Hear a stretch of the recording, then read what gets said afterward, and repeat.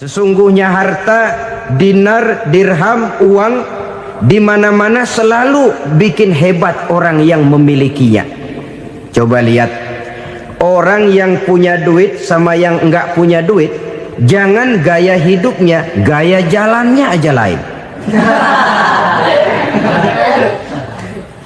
Wahia lisanun liman arada fasahatan, wahia silahun liman arada qitala.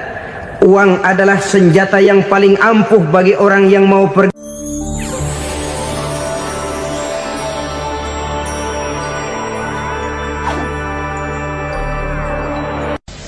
Bapak-bapak, ibu-ibu, saudara-saudara kaum muslimin rahimakumullah.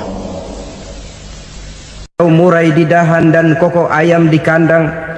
Dunia ini penuh dengan berbagai macam kesibukan.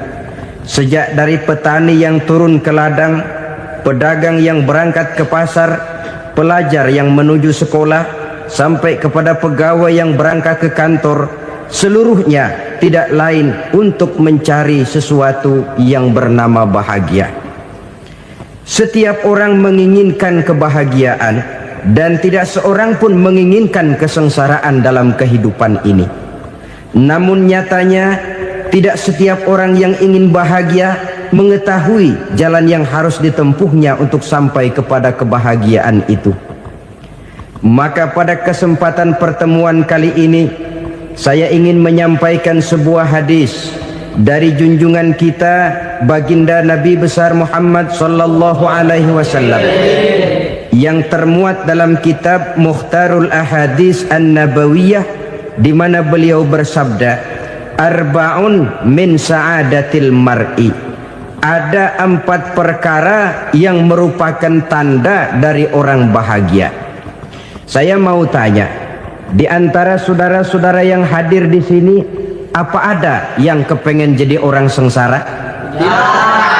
Seluruhnya tentu ingin mendapatkan kebahagiaan. Maka menurut resep dari Nabi kita, tanda orang bahagia itu 4. Jadi kalau saudara ingin bahagia, harus mempunyai 4 perkara ini. Yang pertama, orang bahagia itu kata Nabi, darun wasi'un. Punya rumah biar bagus asal gede. Enak ngaturnya. Daripada sudah punya rumah kecil, adanya di pinggir kali, gubuk, kalau hujan bocor, miring lagi, kiamat. Loh, kalau gitu Islam materialis dong. Hadis ini boleh diartikan dengan makna hakiki, arti yang sebenarnya. Boleh diartikan dengan makna majazi, arti kiasan. Kalau dia diartikan dengan arti kias, maka yang dimaksud darun wasi'un ay qalbun wasi'un. Rumah yang luas tidak lain daripada hati yang lapang. Karena di situ kunci kebahagiaan yang sebenarnya.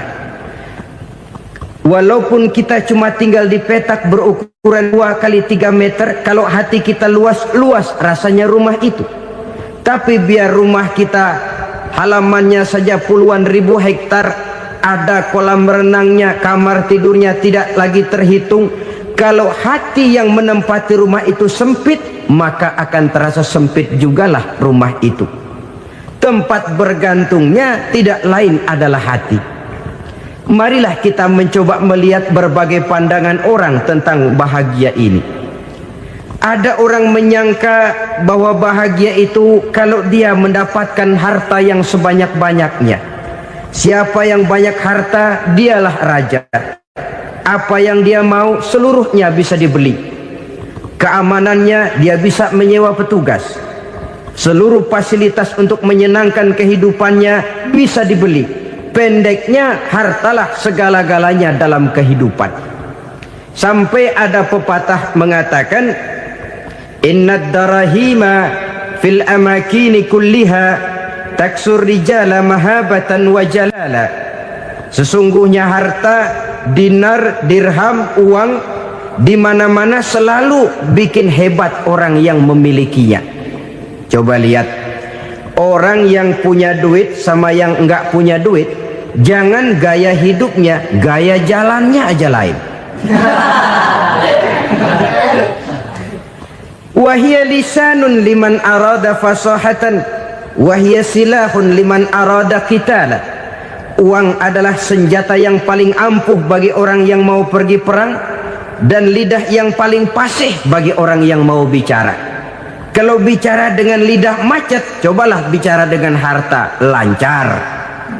Sampai ada pepatah demikian, segalanya bisa diatur dengan harta. Maka di kalangan orang yang berpandangan semacam itu, seluruh kegiatan hidupnya hanya terfokus kepada bagaimana mengumpulkan harta yang sebanyak-banyaknya. Tidak peduli halal haram, tidak kenal sore pagi siang dan malam, tidak sempat sujud, jauh dari agama, jauh dari kehidupan yang bersifat ruhaniyah, jauh dari Allah dan sebagainya. Sampai dalam Al-Quran dikelompokkan dalam kelompok yang dinamakan lumazah. Allazi jama'a malahu wa'addadah yahsabu anna malahu akhladah. Mereka mengumpul-ngumpulkan harta sebanyak-banyaknya dan menyangka bahwa harta yang banyak itu dapat mengekalkan hidupnya, mengekalkan kekayaannya, mengekalkan kebahagiaannya. Saudara hadirin yang berbahagia, kalau pandangan hidup ini benar, artinya kalau harta memang merupakan satu-satunya hal yang dapat membuat orang bahagia, tentu di rumah mewah tidak akan pernah ada tangis derita. Tentu di satu tempat di mana fasilitas hidup serba menunjang tidak ada yang namanya penderitaan. Tapi suka dan duka, sedih dan gembira, senyum dan tawa adalah milik setiap orang, baik dia punya harta maupun dia tidak punya harta. Nyatalah bahwa harta semata-mata bukan merupakan jaminan bahwa orang akan bahagia, walaupun tanpa harta orang sulit untuk bahagia. Saya mau cerita, ada orang super kaya, namanya Aristotle Onesimus, raja tanker Yunani. Dia punya kapal tanker saja konon sampai 11 banyaknya. Punya perusahaan penerbangan yang disebut Olympic Airlines. Punya hotel di berbagai kota besar di dunia ini, sejak dari New York, London, Paris, Rome dan sebagainya. Bahkan punya pulau yang dia namakan Pulau Scorpio. Ini kan namanya sudah kaya nggak tanggung-tanggung, punya pulau. Nah, dia punya 2 orang anak, yang satu laki-laki namanya Alexander, yang satu perempuan namanya Maria Onesimus. Seluruh harapannya tertumpah kepada anak lakinya Alexander ini, yang akan meneruskan usahanya, meneruskan kekayaannya, meneruskan dinastinya. Apa yang terjadi? Ternyata anak yang dia harapkan yang bernama Alexander ini mati muda dalam kecelakaan pada waktu dia olahraga. Apa olahraganya? Namanya olahraga anak orang kaya, golongan jet set. Olahraganya olahraga pesawat terbang. Jatuh, ya nggak kapungut, habis mati. Tinggal satu anak perempuannya, Maria Onesimus. Tapi anak perempuan ini juga malah urakan. Terakhir dia pacaran, bahkan kemudian kawin sama orang Rusia. Rupanya Aristotle Onesimus ini broken. Kekayaannya yang berlimpah ruah, perusahaannya yang begitu banyak, siapa yang akan meneruskan? Siapa yang akan menggantikan? Sampai kemudian dia mengurung diri di Pulau Scorpio dan mati di sana secara mengenaskan.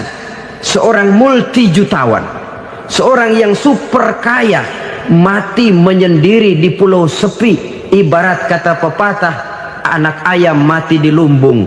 Bukan kekurangan makanan, keurugan makanan. Begitu kehidupan Aristotle Onesimus.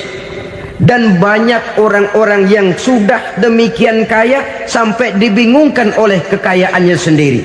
Telusurilah kehidupan David Rockefeller misalnya, Henry Ford misalnya, Adnan Khashoggi misalnya. multi jutawan yang kadang-kadang dibuat keder oleh kekayaannya sendiri. Pantas ketika Imam Ali ditawarkan orang, "Ya Ali, kalau kepadamu disuruh pilih ilmu atau harta, kau pilih mana?" Ya jelas pilih ilmu dong. Kenapa? Pertama, ilmu kalau kita berikan kepada orang lain tambah, tapi harta kalau kita berikan kepada orang lain kurang. Saudara punya uang 10.000, dibagi orang 5.000, jelas uang saudara berkurang. Tapi saudara punya ilmu diberikan kepada orang lain bisa, saudara pun makin mantap. Tidak lantas jadi bodoh karena ngajarin orang. Saudara bisa Fatihah lalu mengajarkan orang Fatihah, orang bisa, saudara pun makin hafal. Tidak lantas setelah diajarin orang ilmunya hilang. Begitu datang dia minta orang, "Tolong ajarin saya Fatihah," udah habis, nggak ada.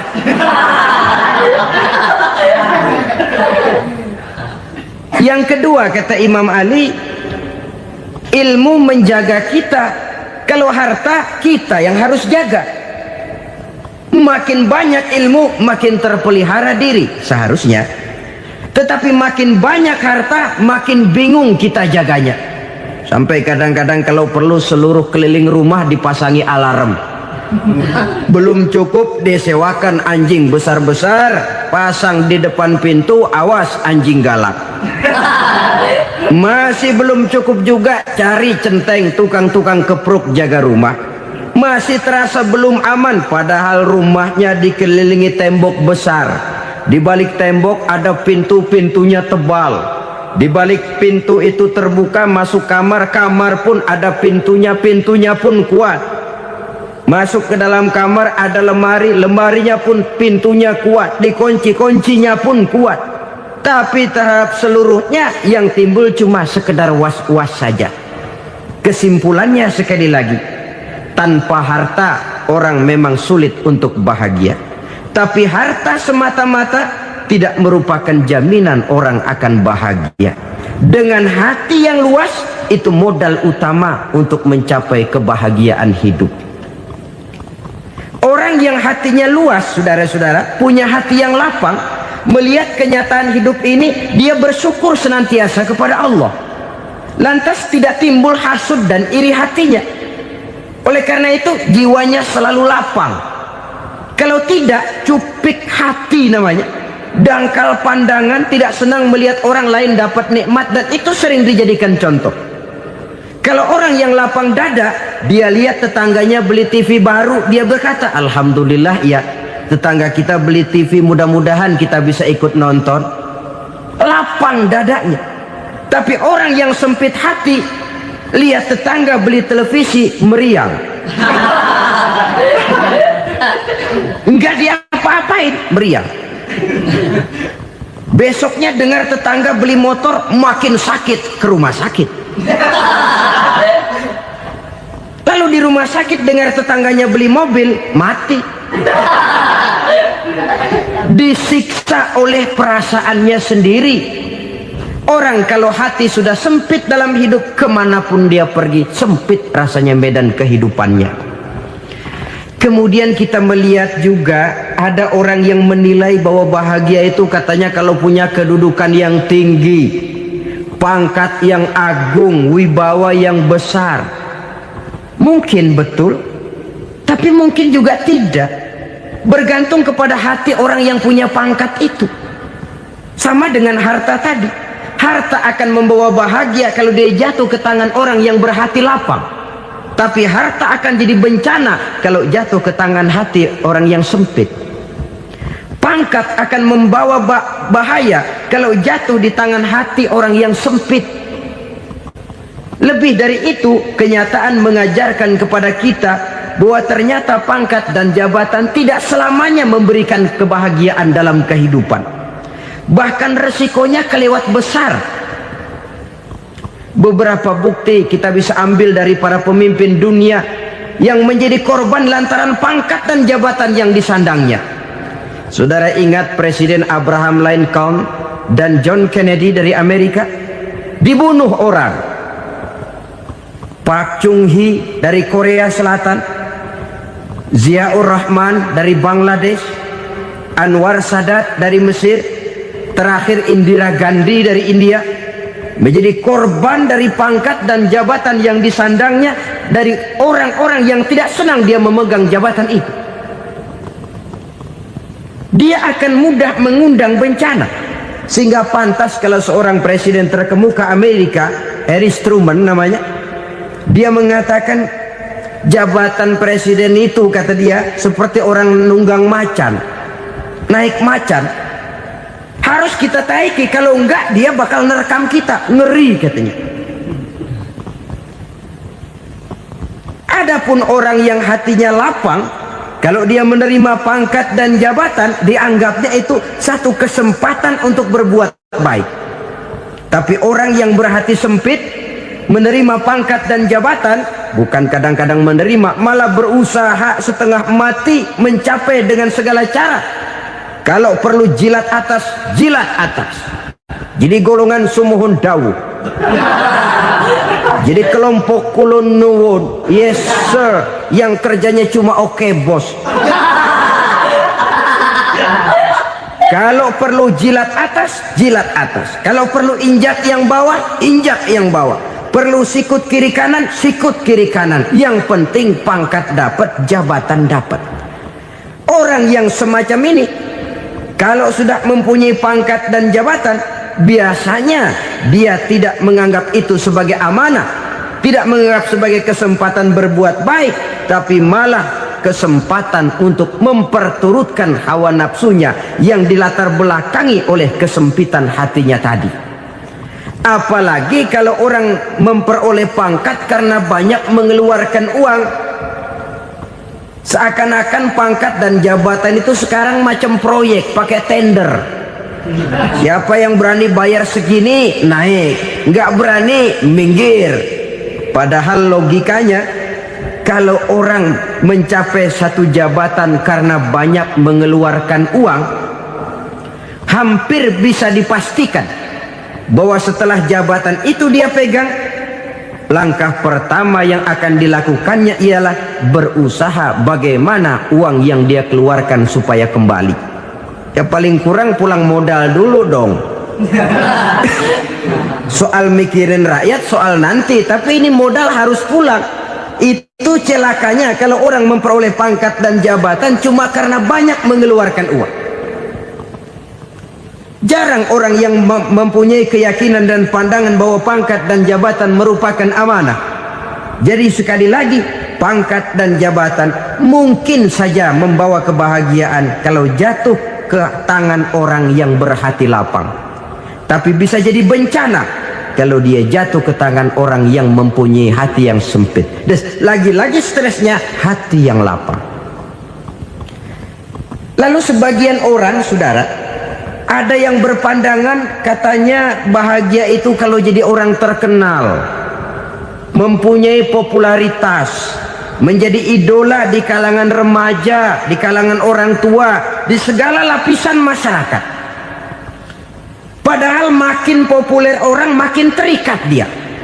Ya kalau macam kita ini kan nggak punya nama, nggak populer, tengah malam buta mau nongkrong di warung Tegal aman. Tapi pangkat, jabatan, kedudukan, popularitas menyebabkan kita diikat dengan berbagai macam peraturan. Cuma mandi sama ke WC saja yang nggak dikawal.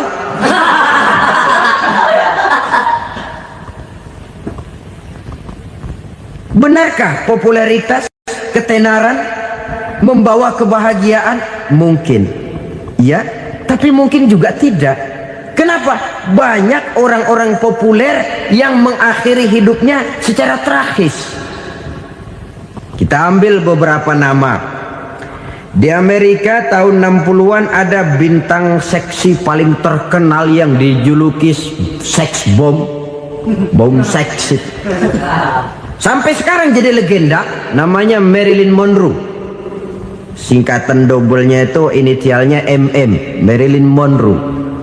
Terkenal top sampai dia mati tahun 62, namanya sekarang masih saja dibicarakan orang. Kenapa dia bunuh diri? Tidak punya hartakah dia? Banyak. Kurang populerkah dia? Seluruh dunia mengenalnya. Sejak rakyat kecil sampai pejabat tinggi dia punya hubungan. Kenapa? Jenuh. Dia terlahir dalam keadaan yatim.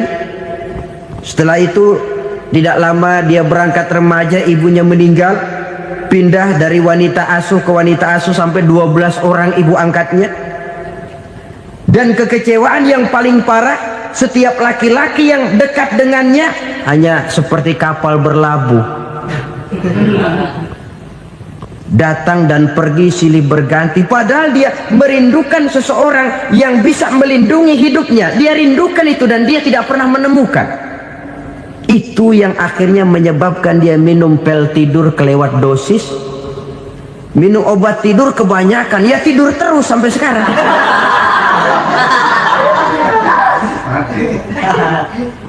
Dia mengakui, saya telah memiliki ketenaran, tapi saya tidak pernah hidup dalam ketenaran itu. Saya pandai main sandiwara, tapi saya ingin hidup dalam alam yang real sebagaimana umumnya orang. Itu yang dia rindukan. Menyusul jejak yang namanya Marilyn Monroe ini, Billie Holiday, saudara kenal tentu. Di rumah sakit dirawat. Dia juga minum obat overdosis, mati lagi. Jimi Hendrix minum obat tidur overdosis kelewat batas, mati lagi. Lalu yang menghanyutkan diri di danau, Janis Joplin dan Brian Jones. Ini orang-orang populer, orang-orang terkemuka yang mengakhiri hidup secara tragis, bukan karena tidak terkenal, mungkin karena sudah saking terkenalnya. Contoh paling belakangan, Bruce Lee. Wah, ini tukang-tukang kepruk tentu kenal siapa dia. Sampai sekarang pun tabir kematiannya masih merupakan misteri. Dan yang masih hidup juga menunjukkan gejala yang aneh.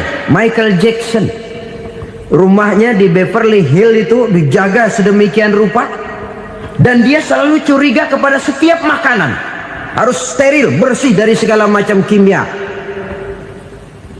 Kemana dia pergi, itu tukang-tukang kepruk sudah selalu menjaga dan mengawal, dan dia seakan takut menunjukkan mukanya yang asli. Hingga kalau tampil ke tengah di luar show, dia kadang memakai pakaian yang tidak menunjukkan dia yang sebenarnya, takut dikenali orang. Ternyata popularitas sering jadi momok yang meracuni kehidupan manusia. Oleh karena itu, benarlah junjungan kita pada saat beliau mengajarkan orang akan bahagia kalau dia mempunyai hati yang lapang. Nah, sekarang masalahnya untuk mendapatkan hati yang lapang, caranya bagaimana? Kita kembali kepada konsep Quran. Allah mengajarkan, ala inna bi dzikrillahi tatmainnul qulub. Ketahuilah bahwa dengan banyak mengingat Allah, hati akan tenang, jiwa akan lapang. Dengan kata lain, dekat dengan agama, merasakan kehadiran Allah dekat dalam hidup. Itu muara pertama untuk mencapai hati yang lapang. Ala inna bi dzikrillahi tatmainnul qulub. Jangan macam orang sekarang ingin mendapatkan ketenangan lalu tapak di puncak gunung, di gua-gua, di tempat sepi. Iyalah kalau nggak ada ular. Kalau tergigit ular berbisa, ketenangan belum, mati jelas itu. Islam positif untuk mendapatkan ketenangan. Ala inna bi dzikrillahi tatmainnul qulubi. Bahwa ketahuilah bahwa dengan banyak mengingat Allah, hati akan tenang, jiwa akan lapang, nuansa pikiran akan luas. Karena yang namanya bahagia ada dimanapun manusia berada. Di kampung ada bahagia, di kota ada bahagia, di ngarai, di lembah, di gunung, di hutan, di lautan, di angkasa luar, dimanapun bahagia itu ada kalau kita bermodalkan hati yang lapang ini. Dan hati akan lapang kalau kita dekat dengan agama. Dekat dengan harta buat sementara hati mungkin tenang, tapi ketenangan yang relatif dan temporer. Apalagi orang tiap kali tambah harta, tiap kali tambah rencana, itu wajar. Mungkin sebelumnya saudara berpikir, kalau punya duit 5.000 enak nih. Begitu punya duit 5.000, aduh sayang kalau 10.000 aja. Tiap kali tambah harta, tiap kali lain rencana. Makin banyak rencana, makin menjauhkan kita dari yang namanya ketenangan. Padahal ketenangan merupakan unsur utama untuk mencapai bahagia. Dan ketenangan itu bermuara dalam hati manusia. Tengoklah kehidupan ini. Orang yang banyak harta dengan orang miskin, berbedakah rasa sakit yang mereka tanggungkan? Rasanya tidak. Walaupun si kaya tidur di kasur empuk berselimutkan sutra mahal, sementara si miskin meringkuk di balai bambu yang keras dan kasar. Apabila maut datang, dia juga tidak pernah pilih bulu. Maut datang menjemput si kaya di singgasana keemasannya, dikelilingi oleh para pengasuh, dayang dan inang serta para pengawal. Dan maut pun datang menjemput si miskin papa, sehingga ia tergelepar di tepian jalan. Kedua-duanya bernama mati. Kalau nyata bahwa sakit yang ditanggung si kaya tidak beda dengan sakit yang ditanggung si miskin, bukan harta semata yang membuat orang bahagia. Hati yang tenang, jiwa yang lapang penuh kedamaian, karena banyak berzikir dan mengingat Allah, itu merupakan modal utama untuk mencapai sesuatu yang bernama bahagia.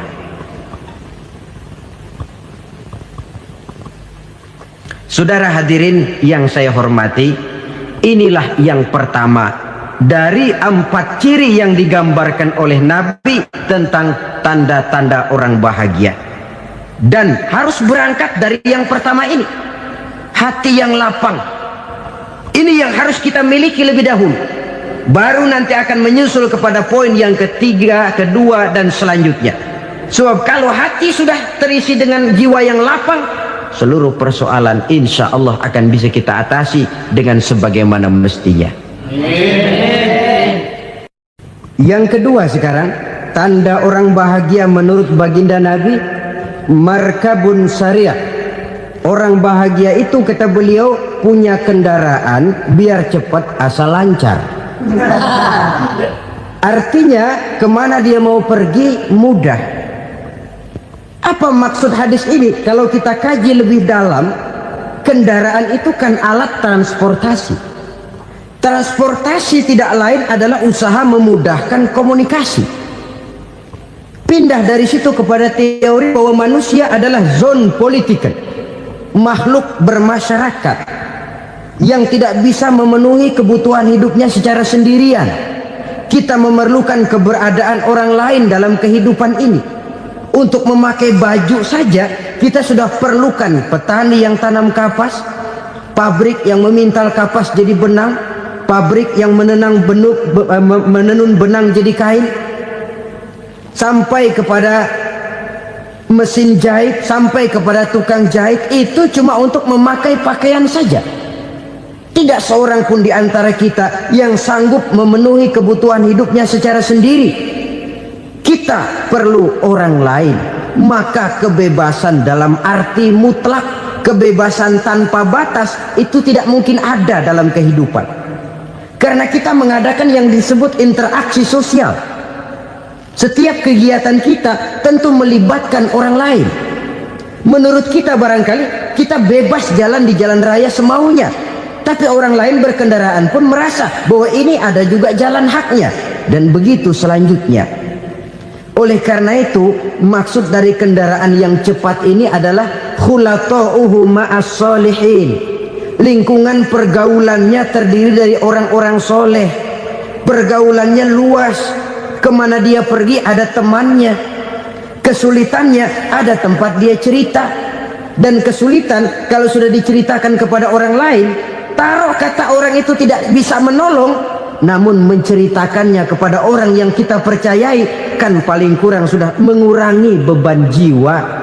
mengurangi tanggungan batin, merasa masih ada tempat kita cerita. Maka lebih baik orang awam yang mau bergaul ketimbang orang setengah alim tapi ngunci pintu. Sebab nantinya akan timbul sikap picik, cupik pandangan, dan tidak luas menghadapi kenyataan dalam kehidupan ini.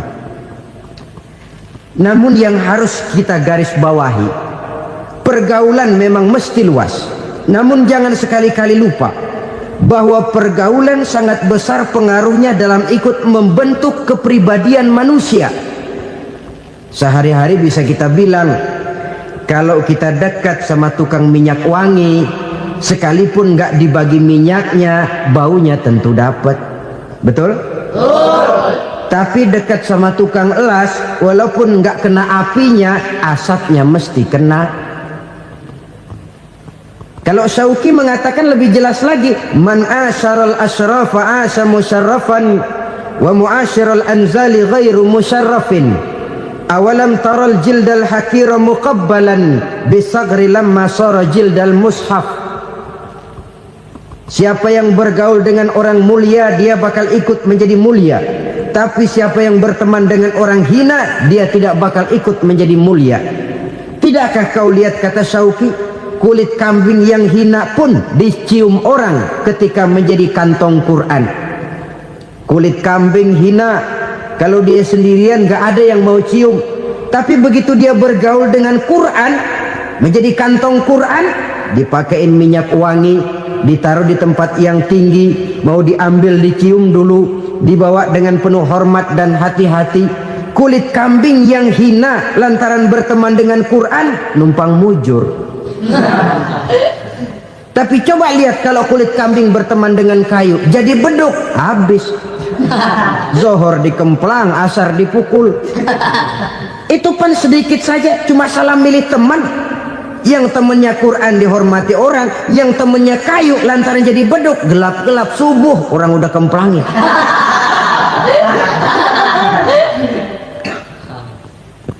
Maka terutama kepada adik-adik remaja yang masih mencari identitas diri, yang ibarat kaset masih kaset kosong, mudah diisi oleh apapun, pandai-pandailah memilih teman dalam bergaul.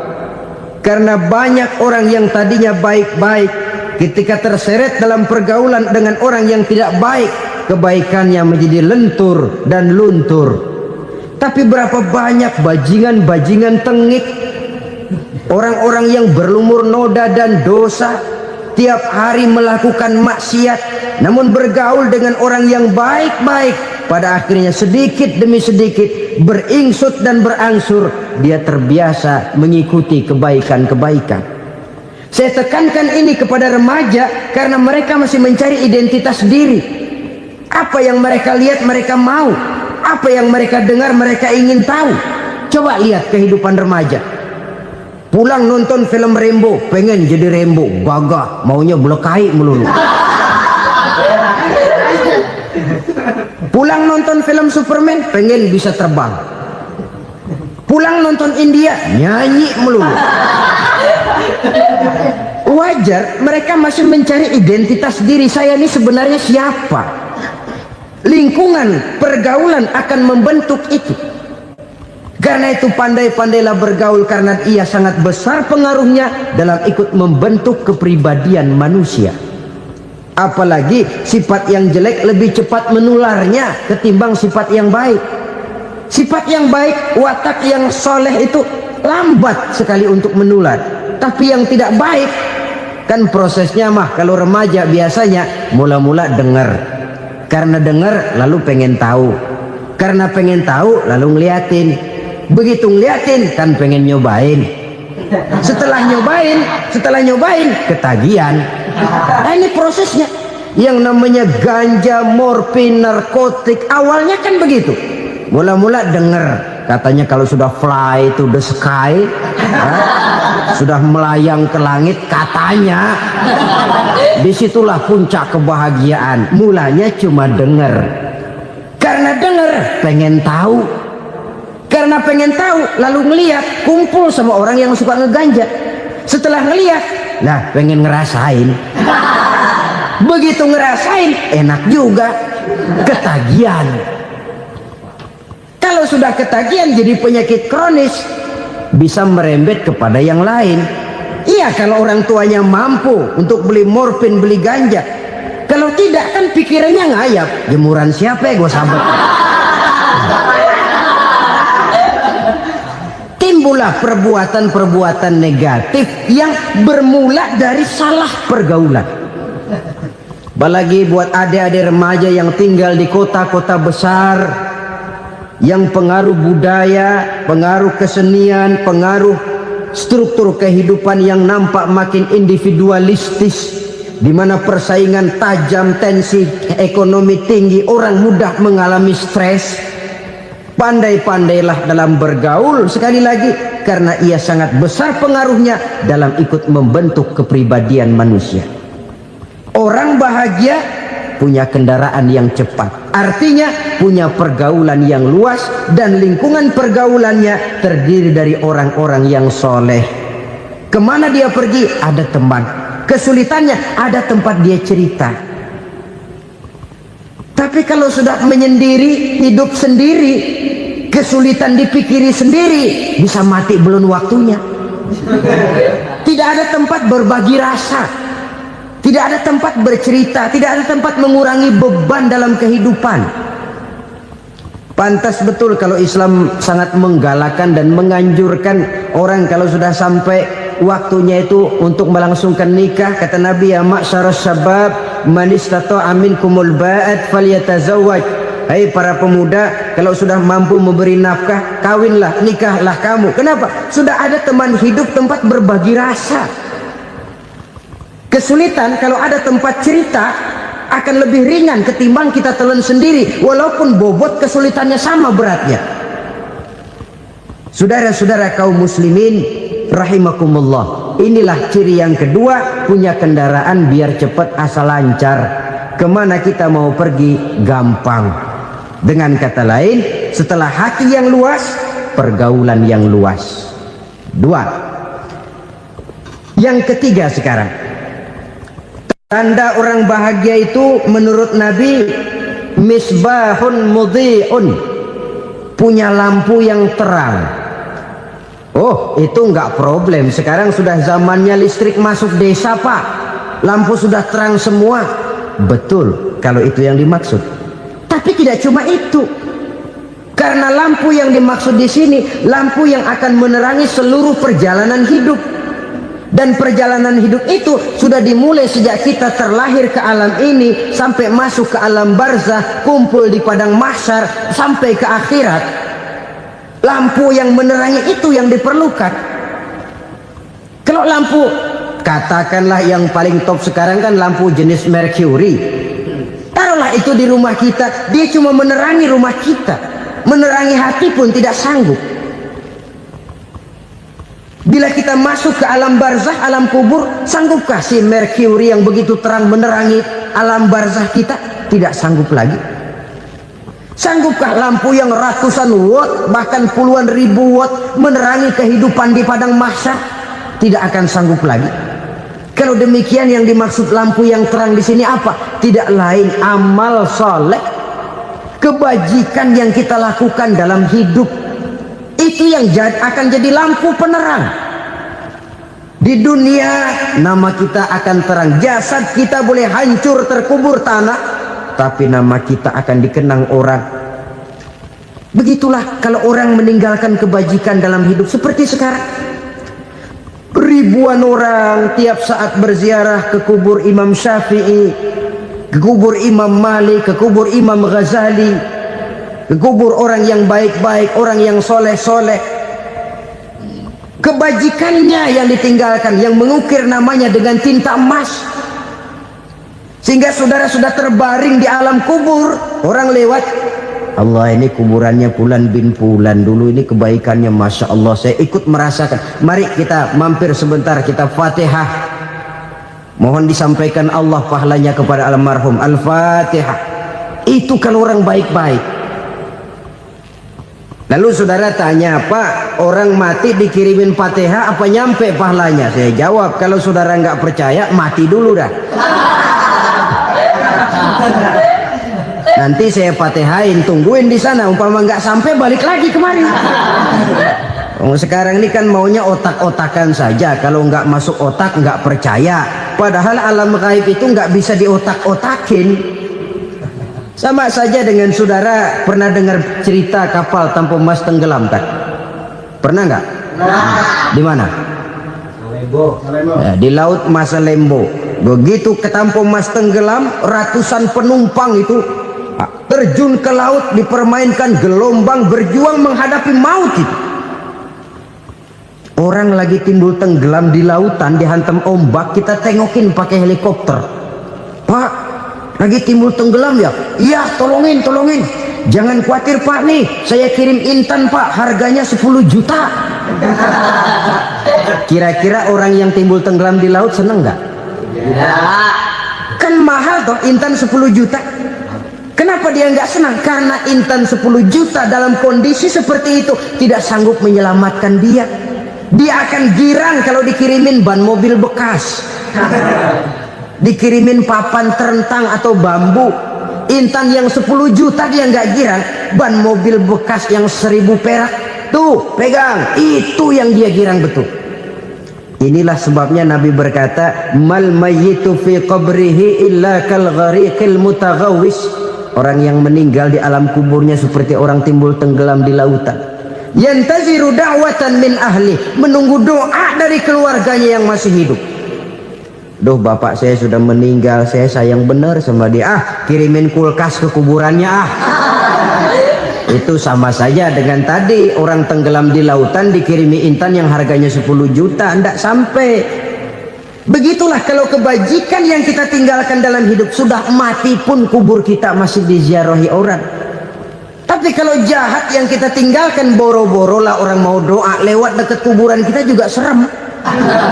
Tuh bajingan no, dulu mati dipendem di situ tuh. Jangan lewat situ, ntar kesurupan, jangan. Lewat saja orang ngeri. Konon lagi membacakan Fatihah dan mengirimkan doa. Hidup pada hakikatnya adalah kesempatan untuk berbuat baik. Maka sekali kesempatan itu diberikan, manfaatkan dengan sebaiknya. Sebab kesempatan kedua tidak akan pernah ada. Kesempatan berbuat baik di sini, di akhirat sudah pembalasan namanya. Sekali kesempatan itu dicabut, dia tidak akan pernah dikembalikan lagi. Kata Iqbal, hidup tidak mundur ke belakang, Bung. Berhenti diinjak orang, mundur hancur. Tidak ada kata mundur dalam hidup ini. Berhenti diinjak orang, mundur kecebur. Tidak ada kata lain, harus maju dalam kehidupan dalam artian yang positif. Hidup adalah kesempatan untuk mengumpulkan kebajikan yang sebanyak-banyaknya. Di situ nilai daripada manusia. Sekarang ini memang nggak kelihatan kok, orang yang banyak pahala sama yang banyak dosa nggak kelihatan kok. Barangkali kalau habis bikin dosa palanya pada benjol, mungkin orang takut sama dosa. Tapi sekarang sama saja, orang yang banyak dosa dengan yang nggak banyak dosa jalan bareng dari belakang, sama, nggak kelihatan beda. Tapi ada waktunya di mana pahala memegang peranan, di mana dosa diperlihatkan. Sama saja kalau kita bawa mobil siang, lampu kan nggak begitu berfungsi. Apa lalu bilang, alah ini lampu berat-beratin, copot-copotin aja dah. Tidak perlu begitu. Kenapa? Pada satu saat malam senja akan datang. Bila matahari terbenam, senja pun datang, gelap mulai merayap, disitulah baru terasa perlunya lampu. Pahala begitu. Sekarang orang yang nggak ada pahalanya nggak kelihatan dalam kehidupan. Tapi pada satu saat senja kehidupan akan datang. Ajal merenggut nyawa, malam merayap, dan hidup mulai diliputi kegelapan di alam barzah. Dikala itu kalau nggak punya lampu, alangkah malangnya kita. Sebab amal yang baik, kata Nabi, di alam barzah itu akan diciptakan menjadi perempuan yang cantik menemani kita. Amal yang jahat akan menjadi orang yang paling jelek nemenin kita. Sudah di tempat gelap yang nemenin jelek.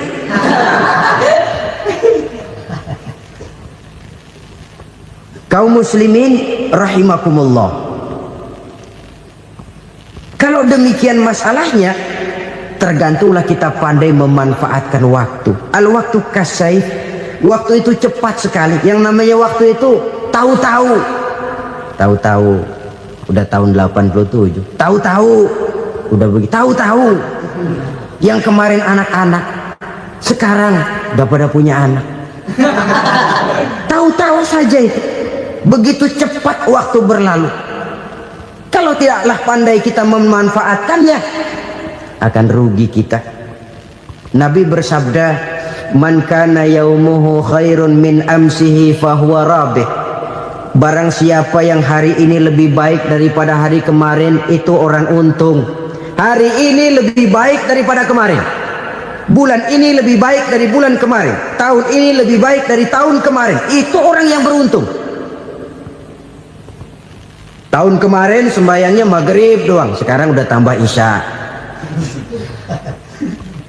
Tahun kemarin cuman Idul Fitri aja ngancem bener, sekarang udah tambah Jumat, lalu tambah lagi maghrib, tambah lagi isya, dan selanjutnya. Hari ini lebih baik daripada kemarin, itu orang yang beruntung. Wa man kana yaumuhu mislu amsihi fahuwa khasir. Lalu barang siapa yang hari ini sama saja dengan hari kemarin, itu orang rugi. Hari ini sama dengan kemarin, rugi itu. Bulan ini begitu, bulan kemarin begitu, tahun ini begitu, tahun lalu juga begitu. Rugi itu orang. Rugi apa? Rugi umur. Umur tambah, amalan gak pernah tambah. Dan saya pikir lebih merupakan azab ketimbang nikmat kalau orang dikasih panjang umur cuma untuk numpuk dosa. Mending mana? Panjang umur banyak dosa sama pendek umur dikit dosa? Mending mana? Mending mana? Ya, paling mending tentu panjang umur banyak pahala. Tapi kalau tidak, sekali lagi, lebih merupakan azab ketimbang nikmat kalau orang diberikan panjang umur tapi cuma untuk sekedar menumpuk dosa. Kehilangan kesadaran bahwa dunia bukan terminal akhir dari satu perjalanan. Dia cuma halte di mana kita berhenti sebentar untuk menuju kepada terminal yang hakiki. Saudara-saudara kaum muslimin rahimakumullah, inilah lampu yang akan menerangi kehidupan. Amal yang kita lakukan di dalam kehidupan. Jadi yang dimaksud dengan lampu yang terang, kebajikan yang kita kerjakan dalam hidup. Nah, setiap orang di awal tadi saya bilang ingin bahagia. Bahagia itu kan hakikatnya kumpulan senang dan selamat. Senang, selamat. Apa bedanya? Senang tapi tidak selamat, nggak bahagia. Selamat tapi nggak senang, nggak bahagia orang. Contoh, kalau orang korupsi, duitnya banyak, senang dia, tapi keselamatannya. Ada tentara baris di samping rumahnya udah bingung, padahal tentara latihan. Tentara cuma latihan, dia bingung. Senang, tapi karena keselamatannya tidak terjamin, dia tidak bahagia. Sebaliknya pegawai negeri jujur benar, cuma segaji-gajinya, selamat nggak korupsi tapi melarat, ya nggak bahagia juga, kurang senang. Kesenangan dan keselamatan untuk dunia saja, ya sekali lagi, kalau cuma sekedar untuk dunia saja, bisa dibeli pakai uang, bisa dibeli pakai uang. Saudara ingin selamat, bisa dibeli pakai uang. Saudara ingin senang, bisa dibeli dengan uang. Tapi setelah mati masuk ke alam barzah, habis kekuasaan uang. Nggak bisa lagi beli keselamatan pakai uang, tidak mungkin lagi membeli kesenangan dengan uang. Di situ pahala yang megang peranan. Makin banyak pahala, makin banyak saham untuk membeli kesenangan dan keselamatan, untuk memperoleh yang namanya bahagia. Dan jangan lupa loh, di alam barzah kita nggak sebentar, menunggu datangnya kiamat. Loh iya, kalau kita begitu dikuburin terus kiamat datang, untung. Tapi kalau masih harus 1000, 2000, puluhan ribu tahun yang akan datang dalam satu penantian yang begitu lama, tanpa saham untuk memperoleh kebahagiaan. Satu kemalangan yang tidak ada pernah putus-putusnya. Janganlah tergelincir oleh kebahagiaan sebentar yang menipu dengan mengorbankan kebahagiaan hakiki yang berjangka panjang. Apa artinya senyum sejenak kalau harus ditebus dengan tangis seumur hidup? Biarlah kita minum jamu, pahit memang, getir memang, tapi kan besok badan sehat. Daripada sekarang minum sirup, manis memang, enak memang, tapi bibir pada jontor besoknya. Sirawan, batuk, nggak karu-karuan. Banyak orang tertipu oleh kesenangan yang sebentar. Padahal laisa kullu ma yalma'u zahaban. Belum tentu semua yang berkilat itu emas. Belum tentu semua yang gemerlap itu intan. Karena itu marilah manfaatkan kesempatan yang diberikan Allah ini untuk mengumpulkan kebajikan yang sebanyak-banyaknya. Yang terakhir sekarang, yang keempat, tanda orang bahagia kata Nabi. Zaujatun salihah. Orang bahagia itu tanda yang keempat kata Nabi, punya istri biar cakep asal taat. Sudah surga itu sudah. Cakep taat. Istri kayak gitu, kalau belum mati jangan dikuburin dulu itu. Sudah cakep taat lagi. Tapi kadang-kadang enggak, udah jelek ngadat melulu. Apa yang mau dipilih? Sebab itu Quran mengatakan istri pakaian untuk suami, suami pakaian untuk istri. Kenapa suami istri diibaratkan pakaian? Alangkah tingginya gaya bahasa Quran ini. Suami istri teman hidup, hidup perjalanan panjang. Sejak kita dalam rahim sudah ada hidup kan di sini. Sampai ke alam dunia, masuk ke alam barzah, kumpul di padang mahsyar, sampai menuju akhirat, itu perjalanan hidup. Carilah istri atau suami teman hidup yang membawa manfaat tidak hanya kehidupan di dunia ini, sampai di alam barzah, sampai di padang mahsyar. Suaminya mungkin meninggal lebih dulu atau istrinya mungkin meninggal lebih dulu, tapi suami atau istri yang masih hidup berbuat kebajikan. Suami saya meninggal, ada hartanya, saya sedekahkan, niat pahala untuk almarhum suami saya. Ini teman hidup, tidak dibatasi dan tidak bisa dipisahkan oleh maut sekalipun. Zohirnya mungkin pisah, badannya mungkin pisah, tapi hatinya, jiwanya, kebersamaannya dalam menghadapi kehidupan. Karena itu saudara-saudara, bahasa Quran indah. Suami istri diibaratkan seperti pakaian. Apa fungsi pakaian? Pertama, pakaian jadi kebanggaan. Artinya suami harus menjadi kebanggaan istri, istri harus jadi kebanggaan suami. Yang kedua, pakaian itu kan fungsinya menutup aurat. Artinya sesama suami istri harus saling menjaga kekurangan masing-masing. Jangan malah sesama suami istri saling membongkar rahasia dan aibnya sendiri-sendiri. Istrinya diceritain jeleknya di mana-mana, atau suaminya dibongkar rahasianya di pasar umum. Itu sudah tidak lagi berfungsi sebagai pakaian. Kenapa semua ini diperlukan? Karena kita menyadari bangsa yang baik terdiri dari masyarakat yang baik. Masyarakat yang baik merupakan susunan dari warga yang baik. Warga yang baik adalah terdiri dari rumah tangga yang baik. Dan rumah tangga yang baik merupakan susunan dari pribadi yang baik. Dari situ langkah dimulai. Membangun satu bangsa yang baik diawali dengan membangun rumah tangga yang baik, dengan menciptakan pribadi-pribadi yang baik. Sehingga dari sini diharapkan berkembanglah nilai-nilai kebaikan. Orang akan bahagia mempunyai istri yang soleh. Kenapa? Tidak ada seorang suami bisa sukses jadi apapun dia, apapun profesinya. Dokter kah, kiai kah, mubalik kah, petani kah, pengusaha kah, pejabat tinggi kah. Tidak ada seorang suami yang bisa sukses tanpa peran serta istrinya. Walaupun memang peranan itu tidak begitu kelihatan, tapi sangat menentukan. Karena itu, saudara hadirin yang saya hormati, Islam sangat menghargai kaum wanita, memberikan kedudukan yang tinggi sepanjang tidak mematikan kodrat kewanitaannya. Nah, kalau sudah kesuksesan ini diawali dari rumah tangga, karier di masyarakat mudah untuk dikejar. Tapi keberantakan di rumah tangga merupakan kegagalan pertama di tempat lain.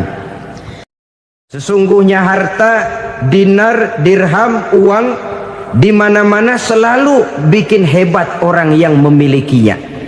Coba lihat, orang yang punya duit sama yang enggak punya duit, jangan gaya hidupnya, gaya jalannya aja lain. Wahia lisanun liman arada fasahatan, wahia silahun liman arada qitala. Uang adalah senjata yang paling ampuh bagi orang yang mau pergi.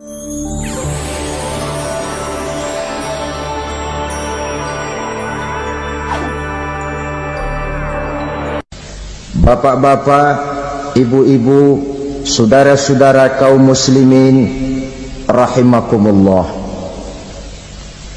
Murai di dahan dan kokok ayam di kandang, dunia ini penuh dengan berbagai macam kesibukan.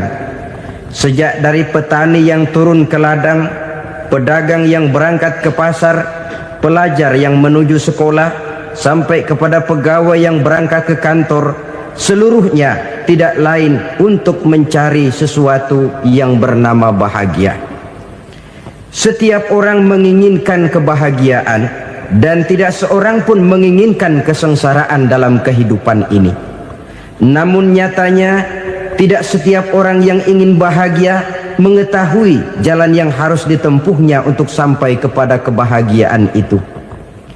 Maka pada kesempatan pertemuan kali ini, saya ingin menyampaikan sebuah hadis dari junjungan kita baginda Nabi besar Muhammad sallallahu alaihi wasallam yang termuat dalam kitab Mukhtarul Ahadits An-Nabawiyah, di mana beliau bersabda, arba'un min sa'adatil mar'i. Ada 4 perkara yang merupakan tanda dari orang bahagia. Saya mau tanya, di antara saudara-saudara yang hadir di sini, apa ada yang kepengen jadi orang sengsara? Ya. Seluruhnya tentu ingin mendapatkan kebahagiaan. Maka menurut resep dari Nabi kita, tanda orang bahagia itu 4. Jadi kalau saudara ingin bahagia, harus mempunyai 4 perkara ini. Yang pertama, orang bahagia itu kata Nabi, darun wasi'un. Punya rumah biar bagus asal gede. Enak ngaturnya, daripada sudah punya rumah kecil adanya di pinggir kali, gubuk, kalau hujan bocor miring lagi, kiamat. Loh, kalau gitu Islam materialis dong. Hadis ini boleh diartikan dengan makna hakiki, arti yang sebenarnya, boleh diartikan dengan makna majazi, arti kiasan. Kalau dia diartikan dengan arti kias, maka yang dimaksud darun wasi'un ay qalbun wasi'un. Rumah yang luas tidak lain daripada hati yang lapang. Karena di situ kunci kebahagiaan yang sebenarnya. Walaupun kita cuma tinggal di petak berukuran 2 kali 3 meter, kalau hati kita luas-luas rasanya rumah itu. Tapi biar rumah kita halamannya saja puluhan ribu hektar, ada kolam renangnya, kamar tidurnya tidak lagi terhitung. Kalau hati yang menempati rumah itu sempit, maka akan terasa sempit jugalah rumah itu. Tempat bergantungnya tidak lain adalah hati. Marilah kita mencoba melihat berbagai pandangan orang tentang bahagia ini. Ada orang menyangka bahwa bahagia itu kalau dia mendapatkan harta yang sebanyak-banyaknya. Siapa yang banyak harta, dialah raja. Apa yang dia mau seluruhnya bisa dibeli. keamanannya dia bisa menyewa petugas, seluruh fasilitas untuk menyenangkan kehidupannya bisa dibeli. Pendeknya, hartalah segala-galanya dalam kehidupan. Sampai ada pepatah mengatakan, innad darahima fil amakini kulliha taksur rijala mahabatan wa jalala. Sesungguhnya harta, dinar, dirham, uang di mana-mana selalu bikin hebat orang yang memilikinya. Coba lihat, orang yang punya duit sama yang enggak punya duit, jangan gaya hidupnya, gaya jalannya aja lain. Wahia lisanun liman arada fasahatan, wahia silahun liman arada qitala. Uang adalah senjata yang paling ampuh bagi orang yang mau pergi perang, dan lidah yang paling fasih bagi orang yang mau bicara. Kalau bicara dengan lidah macet, cobalah bicara dengan harta, lancar. Sampai ada pepatah demikian, segalanya bisa diatur dengan harta. Maka di kalangan orang yang berpandangan semacam itu, seluruh kegiatan hidupnya hanya terfokus kepada bagaimana mengumpulkan harta yang sebanyak-banyaknya. Tidak peduli halal haram, tidak kenal sore pagi siang dan malam, tidak sempat sujud, jauh dari agama, jauh dari kehidupan yang bersifat ruhaniyah, jauh dari Allah dan sebagainya. Sampai dalam Al-Quran dikelompokkan dalam kelompok yang dinamakan lumazah. Allazi jama'a malahu wa addadah yahsabu anna malahu akhladah. Mereka mengumpul-ngumpulkan harta sebanyak-banyaknya dan menyangka bahwa harta yang banyak itu dapat mengekalkan hidupnya, mengekalkan kekayaannya, mengekalkan kebahagiaannya. Saudara hadirin yang berbahagia, kalau pandangan hidup ini benar, artinya kalau harta memang merupakan satu-satunya hal yang dapat membuat orang bahagia, tentu di rumah mewah tidak akan pernah ada tangis derita. Tentu di satu tempat di mana fasilitas hidup serba menunjang tidak ada yang namanya penderitaan. Tapi suka dan duka, sedih dan gembira, senyum dan tawa adalah milik setiap orang, baik dia punya harta maupun dia tidak punya harta. Nyatalah bahwa harta semata-mata bukan merupakan jaminan bahwa orang akan bahagia.